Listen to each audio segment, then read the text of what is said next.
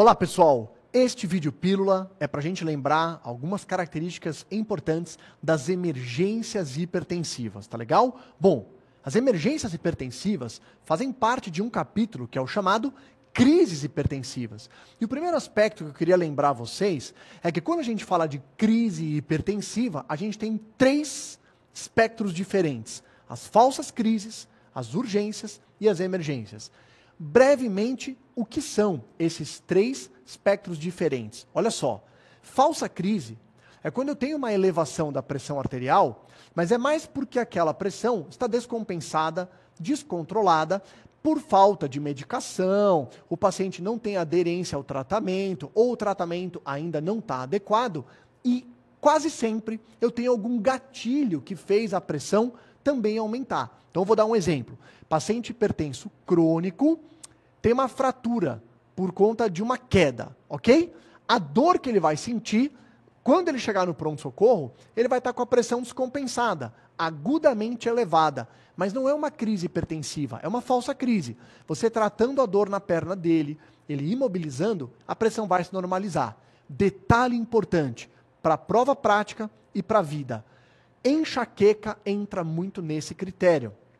A gente frequentemente encontra pacientes com dor de cabeça forte no hospital, e aí você mede a pressão está alta. E muita gente acha que a pressão alta levou a dor de cabeça. Em geral, é o contrário. A pessoa, pela crise de cefaleia, tem uma elevação da pressão arterial. E tem trabalhos mostrando, você trata a crise da cefaleia, melhora a pressão arterial, ok? Claro que tem algumas crises hipertensivas que cursam com cefaleia e você vai ter que investigar, você faz o fundo de olho para ter mais pistas e tal. Mas aqui, essas pacientes com cefaleia crônica, que já têm o diagnóstico de enxaqueca, nas crises de enxaqueca, frequentemente vêm com falsas crises. Aqui também entra ansiedade e uma série de outras situações clínicas.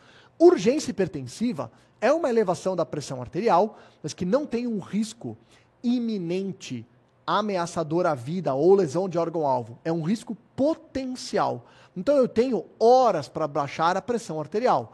É a hipertensão perioperatória, que é um dos exemplos que a gente mais encontra.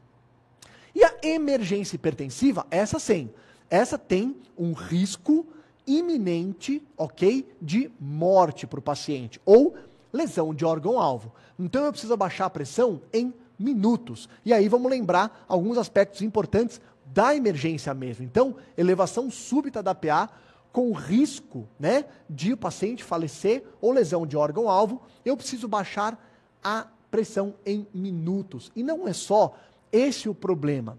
Porque como eu preciso baixar ela em minutos, vocês veem que a gente vai abrir mão, então a gente vai utilizar medicação endovenosa.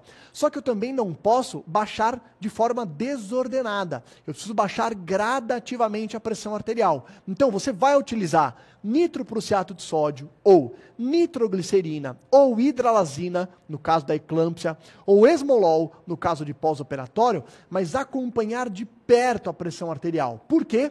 Porque a gente só pode baixar 20 a 25% da pressão arterial média, tá certo?